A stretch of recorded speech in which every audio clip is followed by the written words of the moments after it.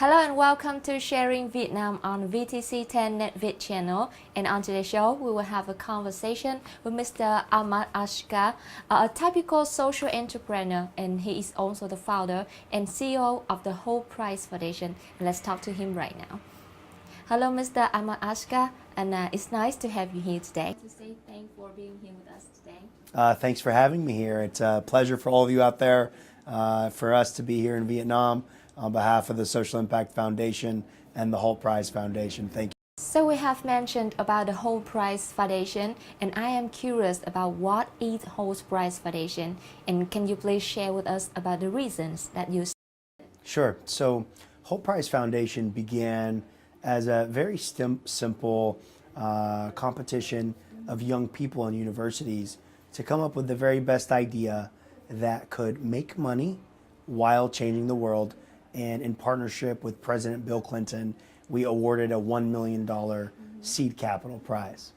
What we've learned since launching in the last 10 years is that the idea of building a business which also solves social problems is actually the future of the economy. And the challenge we have is young people, especially college and university students, they don't have the basic skills or the knowledge to be able to actually create this kind of an enterprise. So at Whole Prize, our mission has been for the last 10 years to equip young people and train them, educate them, and teach them how to build robust, innovative enterprise that can imagine, make money, and help the poor.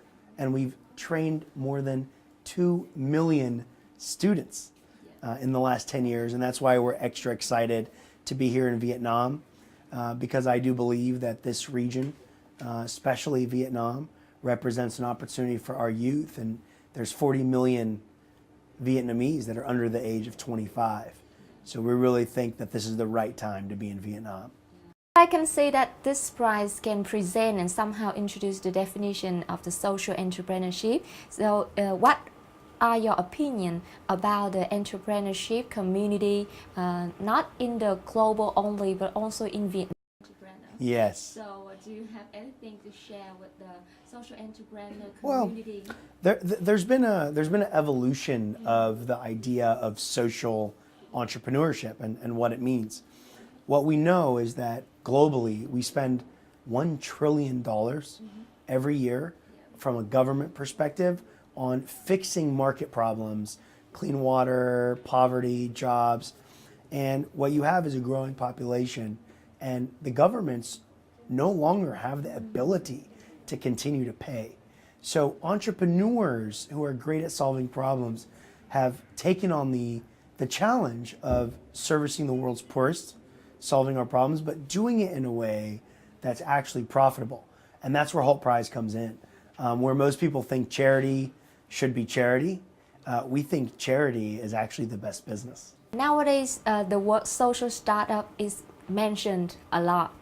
So can you share with us your opinion about this trend in Vietnam? Sure. Well, we have some great companies here, just locally in Vietnam. You look at like Y Wine, for example. Actually, one of the founders of that company is one of the founding investors for Whole Prize Vietnam. That's a regular company which has integrated social mission into its company. So with every bottle of wine and every transaction that happens, you have some positive social benefit going into a product or service. And that's the future. And within our Whole Prize community, we have thousands of companies which offer service, and every next sale, imagine every dollar of revenue they generate both has social purpose as well as for-profit purpose. And that's the beginning of an evolution of the social enterprise. And how important that social startup is with the community, and what are the qualifications that the young people, especially the young students, need to have if they want to join in this business? Yeah, so it's important to understand that the idea of a social enterprise, this word will no longer be used in the next 3 or 4 years. it's just an enterprise. Because we live in a world where shared value and shared economy is the future. Young people now control more money than they've ever controlled. And they don't make the decisions to buy, sell, manage companies in the ways they did before. So it's important to understand, if you're a young person out there and you want to build a business, if you don't integrate the environment, society, and social goodwill and impact into your business, likely you will have a struggle getting customers, getting investors, and ultimately hiring young people who simply won't want to work for you. Yeah, or even what are the attributes that young people need to create a business? Because so many young people are ill-equipped, and that's where we come in at the whole prize. So I think the top 3 skills, number 1 are creativity. Understanding where to play. What business should I start and where should I look for an opportunity? 2, open-mindedness. So a lot of times we live in the East, we live under cultural bias and expectation. I think we need to really work on our open-mindedness as to what kinds of businesses that we need. And third is being resilient, joining different programs like the Holt Prize and exposing yourself to more opportunities to learn. Because once you know what to learn, it's easier then to pursue that knowledge. And that's what we like to do at the Holt Prize, is open up the horizons of young people around the world. And can you share with us how that Vietnamese social enterprise can have a breakthrough in the global market? Oh yeah, so look, there's 100 million people here in Vietnam. You have a huge population with growing demand. Every day you have an emergence of the middle class. People are finally, after 100 years since the Vietnam War effectively, are starting to make money. And now you have to develop new ways to tap in to those young people and the money they're making. You need to provide them with new services, new products that they can actually enjoy buying, that has purpose. And I think the businesses that we see here in Vietnam could be open to all of Southeast Asia. And that's what makes me so excited about having offices and an on-the-ground presence here in Vietnam. And I am curious about the soft power. What is it? And how is it important to the social enterprise? What is the power? Soft power. Yeah, so look, the power is in the hands of the people.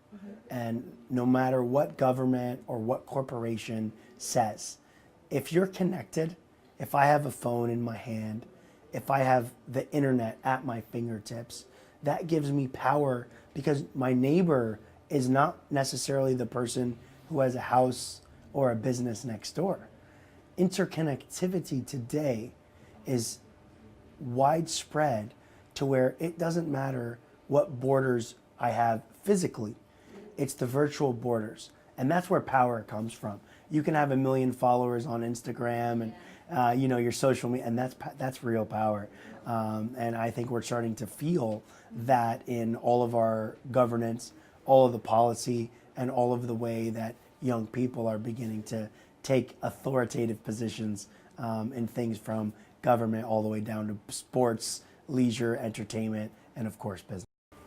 And what are the chances and also the difficulties that the social enterprise, especially in Vietnam, has? Well, a social enterprise is going to face the same problems and challenges that any other business will face. How to scale is usually the biggest one. How to raise money, how to continue hiring the very best people.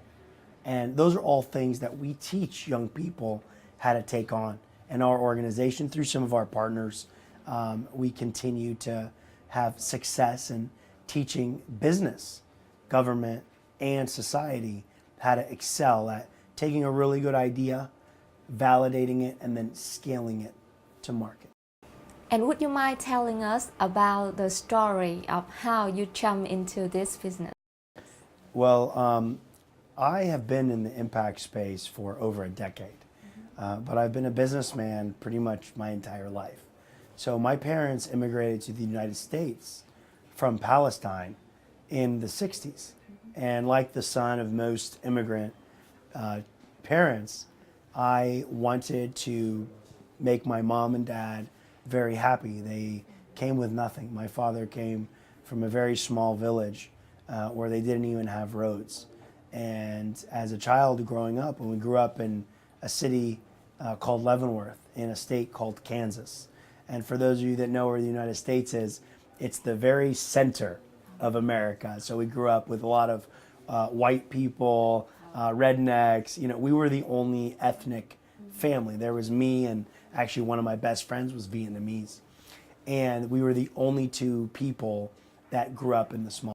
So as a young kid, even at 9 or 10, I got involved in business very early. And I took that business know-how with me all the way to college. I graduated and I ended up going into investment banking. And at the age of 21, I had already made my first $1 million. Imagine 21 years old, parents came with nothing, and I had already made $1 million selling investment products. And I was a successful investment banker for 6 years. And then the financial market collapsed in the United States, and I started a new company. And this time I swore that I wouldn't just make money, that I would create a business that made money and did good. So I looked for a lot of those businesses to start to be involved in, and I didn't find any. And that's when I created the Holt Prize Foundation. So you have traveled to many countries around the world, and what brought you to Vietnam? I've been to over 100 countries, and in fact, our company operates in more than 121 countries. We have more than 30,000 volunteers and employees around the world. But Vietnam is a very special place for me, and one of the reasons that I'm here is because one of my best friends, Hung Ho, we went to business school together, and in fact, when I started this company, he was always right next to me saying, hey, that's a great idea. Why don't you try it this way? And so it's a great honor to be here in Vietnam, visiting one of my best friends. I love the food here. I love the people. I love the culture. And I look forward to establishing more and more relationships here in Vietnam with not just the university community. We're also working with university officials and some ministers to discuss the opportunity to train more youth. I think we're in a position to train more than 100,000 youth here in Vietnam every year on business skills and the business skills of the future. So I'm really excited. If there is someone that they are wondering about their path in a social entrepreneurship and they want more advice, how can they connect with you on Holt Prize? The things that young people out there can do is read my book. My book is called Pursuit of Impact, and they can register for a limited edition copy at pursuitofimpact.org, where I outline what is a good idea, how to find your way, and how to build a real business with impact. They can also get involved with the Holt Prize there in Vietnam. They can visit our website at holt.org, HULT.org. And we also have Holt Prize Academy. Holt Prize Academy supplements all of the university learning, where we teach all about not just the Holt Prize, but the impact sector and how to create business with purpose. Those are 3 ways that they can learn more about the space and hopefully find that inner desire to do more than just have a business or be an employee, but to pursue it. And the last thing that you want to share? Yes. Well, to all of you young people out there, I want you to dream big, because the limit of your success is controlled by how big you dream. And you only get 1, maybe 2 chances to create your own company which solves a giant problem. And I would say to all of you out there, if you're gonna go big. You know, take a chance and have fun. The most important thing is have fun in what you do, and hopefully the pieces line up and you'll be successful. We had a great talk today, and once again, thank you for your time. Wonderful. It's a pleasure to be here in Vietnam, and I look forward to being back. Thank you. Thank you. Ladies and gentlemen, this is also the end of Sharing Vietnam today. Thank you for watching. Goodbye and see you next time.